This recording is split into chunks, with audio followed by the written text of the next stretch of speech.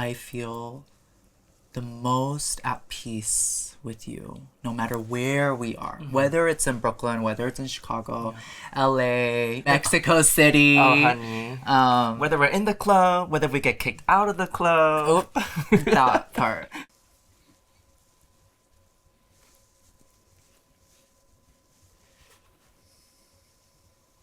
Oh my god, I don't remember how we first met. Like, we were just orbiting each other in nightlife, I feel like. Like 2018?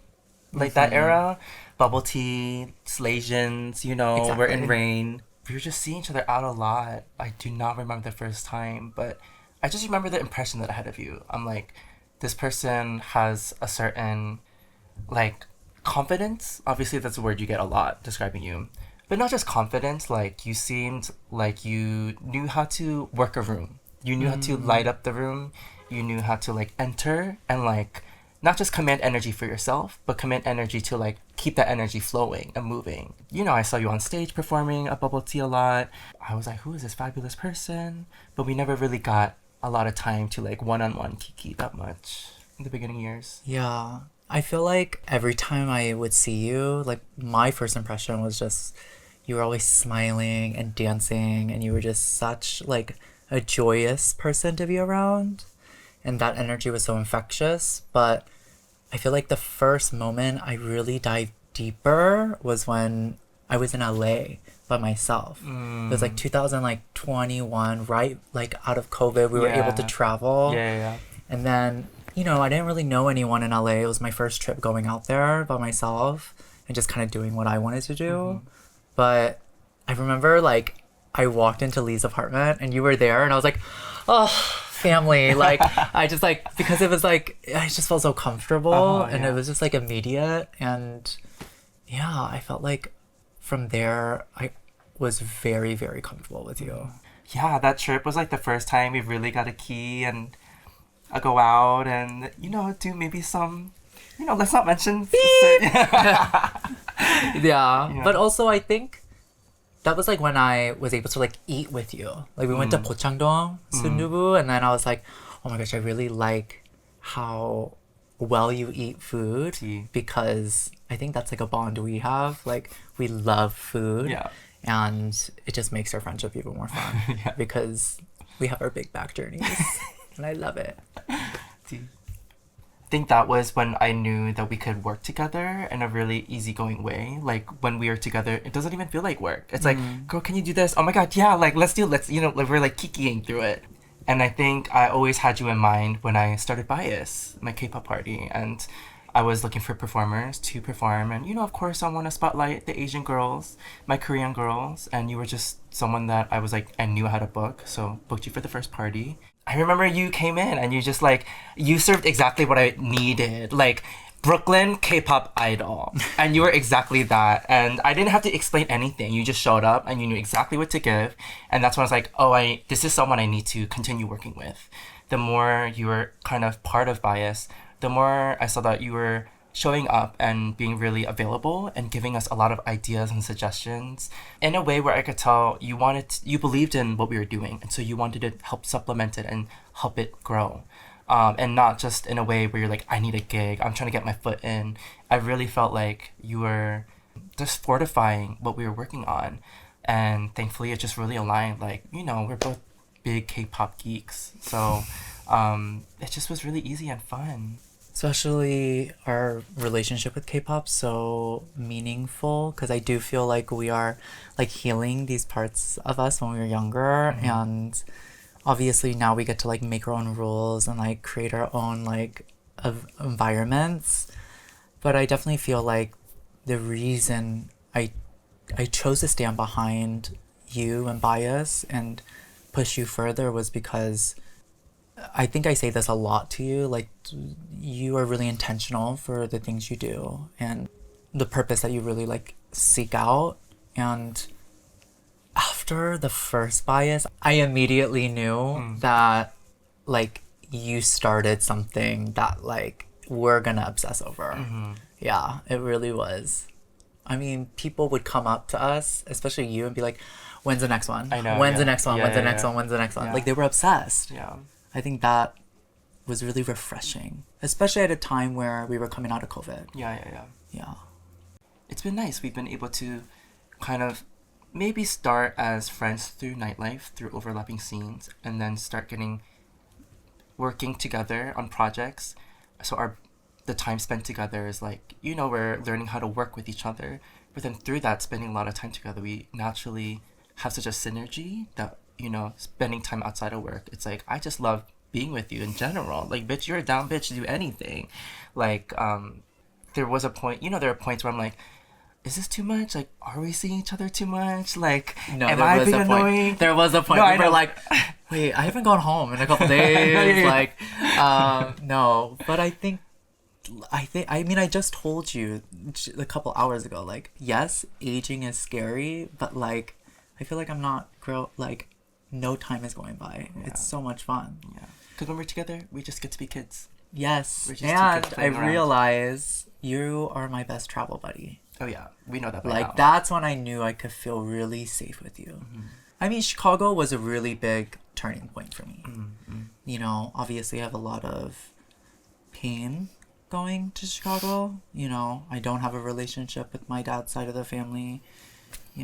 They cut me off and they don't want to see me grow into my womanhood.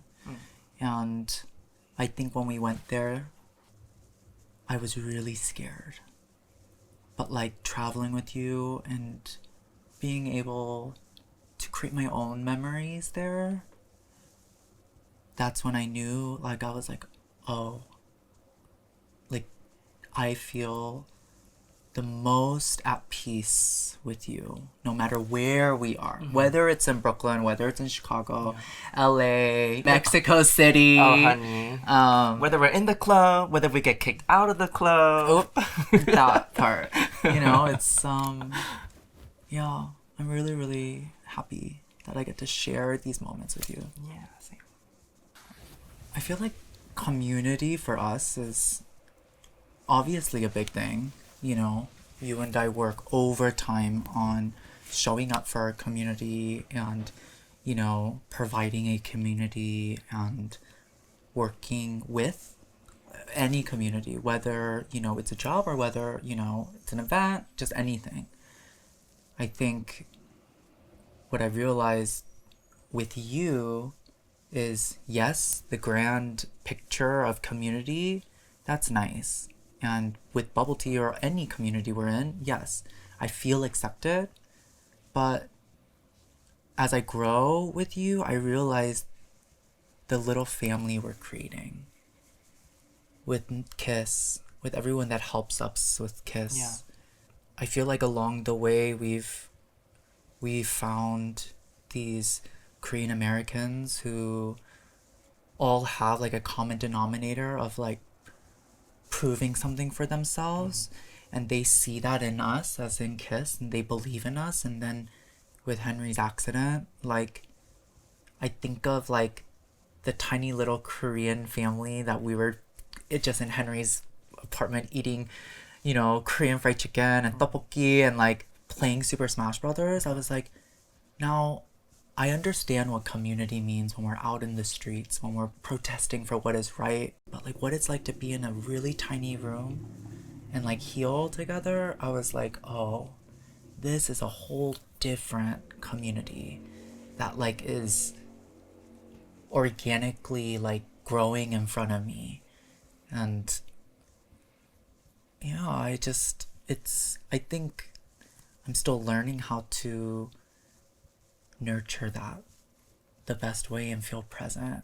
And it's really rewarding, at least to me, to know that there are other people in this journey that feel that exact same way. I think I am so surprised at where we're at in our lives because now we are comfortable, I think when I first moved here, I think I did a lot of searching. I felt really lonely. I couldn't really understand what community felt like. And now it's in front of me and it's like blossomed into so many different like fields of my life that like I have like immense gratitude like every single day, that we have that ability and also that like visibility, you know, that we are someone that people do look up to in a way. Yes, that is a responsibility, but it's also a privilege. And I'm I'm willing to keep going and hopefully inspire others to feel their like their power in a way, and their like identity really matters, because I do think it all starts with, you know, role models and mentors, and I think we're on the path of doing that for other people in our lives. Yeah. Like sometimes honestly I like, you know, I worry that like me working in nightlife and throwing parties and K-pop, I'm like, what good is this doing when there's so much hardship happening in the world? We talked about the big beautiful bill, like yesterday, 2 days ago, and you know, trying to be vocal online and share, you know, posts that are circulating, because as people that have a platform, we have a responsibility to speak on what's going on affecting us and affecting people in our community. Being able to just take care of one another on an individual level is like kind of what keeps me going, you know. Yeah, I feel like that's exactly why it's perfect. It is, and I also want to say it's been so helpful for me to also in return receive Yeah. support from friends, because I always feel a responsibility to be a leader and to create space, and I'm always like, I feel the pressure. Am I doing it the best way? Am I forgetting about something? Am I doing it wrong? But I think it's really helpful for people like you know, people, other friends that are telling, like, telling me, like, you're doing, you know, a good job. Like, don't be so hard on yourself. Like, remember that you are one person, and in doing the one thing that you are doing is helping. Like, not one person can do it all. But collectively, if we're all doing our part, then we are doing it all. Yeah. So I think having that in return has been really helpful for me, and that's why like when you show up for me, it's so important, because you know, like, you are a part of Bias, but you're from the beginning you weren't like a core part of the official team, but I need you, like, I really need you, you know. So that keeps me going. That alleviates the pressure for me. Yeah. Can I ask you a question? What is your dream? My dream. Like, if you were to like look back at where we're at now, like, what is your dream? Or something you want to achieve? I mean, a dream of mine is to make a movie one day, you know, to tell my story about like what it was like for me to grow up, you know, in my very strange, kind of unique upbringing that I've had, especially as a sex worker, you know, growing up in New York City and taking care of my mom at the same time and navigating that and finding community and nightlife, finding who I am. And I think telling my story, I've realized, is kind of my purpose or my superpower. Or I just realized, like, through me telling my story, it helps other people connect with themselves. It helps other people see themselves. And I used to think, oh, it's so conceited of me to just talk about myself. But I realize it's not that I'm talking about myself necessarily. It's that I'm providing kind of an insight of like what I've seen about the world. And these are things that are not unique to me, even though I have a unique way of how I've gotten about it. To me, it's about letting people in. It's about letting people be vulnerable. It's about creating a space for people to feel safe and to connect with inner parts of themselves, whether it's through physical intimacy, whether it's through, you know, nightlife and partying, whether it's through beauty and style or just conversations, you know. My dream is, yeah, just to liberate the world in that way. And I think storytelling is such a big part of that. And so I want to create a film that is kind of being able to share that. Yeah. I believe it's gonna happen. Thanks. And I can't wait to see it. But you're gonna be in it. No, I mean, yes, but I can't wait to see the years that we're working hard for, and when that moment finally happens, you know? Like that, being like, oh my god, we did it, you know? Yeah. You did it. That's something that, like, I'm gonna be like your cheerleader for. Yeah. My dream is to live what my idea of luxury is, and that's happiness. Yeah. And I'm excited to work hard for it. I know it's not gonna be easy. I'm gonna have my moments. I'm gonna have my doubts. I'm gonna have my, I feel like, hesitation. But I don't think anything's stopping me anymore. Like, I feel the most, like, in tune. That's my dream. I'm glad that we got to have this conversation today because, I mean, honestly, this is like any conversation that we have with each other always. We've just can go from being super deep to laughing, kicking, to crying, to like reading each other down, Exactly. to reading other people down. And I think our relationship is really special. It's kind of a friendship and a connection I've been searching for my whole life. And I think, yeah, I want to share it, you know. I want to have other people be able to experience what we experience with each other, being able to connect so deeply with someone and feel safe and feel like a kid, you know, and just be able to play. So I think that openness and that flow with one another is something I want to share with people. You know, people all the time when they see us, they're like, y'all are a package deal, clearly, you know. People be like, are y'all dating? You know, I know the dating allegations are crazy. It's I crazy. hope people, but I think if I were like, honestly, if I were to teach like younger kids, is that like there doesn't need to be such a binary to like what relationships are and like what our lives are. I actually am in love. I'm in love with you. know, Like, you same. know what I mean? Like, I am dating my best friend. And that is a beauty. I think other people can learn that. I think we grew up in a society where it's like, you need to get married, you need to date a binary, straight, or whatever. But I think, like, I hope that honestly, kids can look up to this and be like, I don't need to date anyone. I could just date my friends, or I could feel the love when I'm in this community or when I'm in this organization or just anything, you know? They could feel immense love in anything they do, and they don't need the validation of feeling that from what social construct is, Right, you know? right. Yeah. I really, really believe that the future generation is going to, I feel like, shake at least all of like this idea of marriage, this idea of like what a family is, you know? And I think we're in the process of cementing these ideas for them to understand that there's so much more to life when you look in color, you know? Not everything's black and white. Yeah. As you were talking about that, I kind of also was thinking about like, for us, we were able to kind of choose each other. Like, there wasn't anything really holding us together. Like, at any point, we could have just left, right? You know, thinking about chosen family. I think what was special for us is like, we did choose to be in this relationship together. That we decided to commit to it because we cared, and that we weren't going to just like, the moment it got hard, we weren't gonna be like, well, fuck this isn't for me.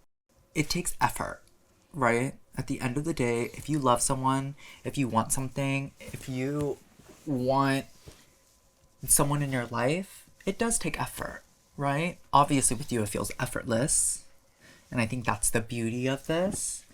But no matter if you love someone and no matter who it is in your life, you are going to have to go and make sure to let them feel heard, let them be seen, you know? And that's going to take effort in any relationship.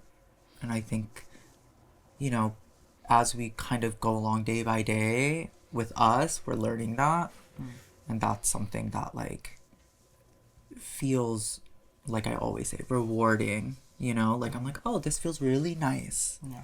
That, like, someone's putting effort inside of me, and, like, I feel like they're putting effort inside of me, too. Yeah. You know? Thank you for being in my life. You don't need to thank me, you know, but thank you for taking the time and effort to love me and accept me and support me in my rights and my wrongs. Because you can be wrong. But you're also right a lot too. 언니, 그만해. 언니. I love you. I love you too, bro. So when we're moving in together? Soon.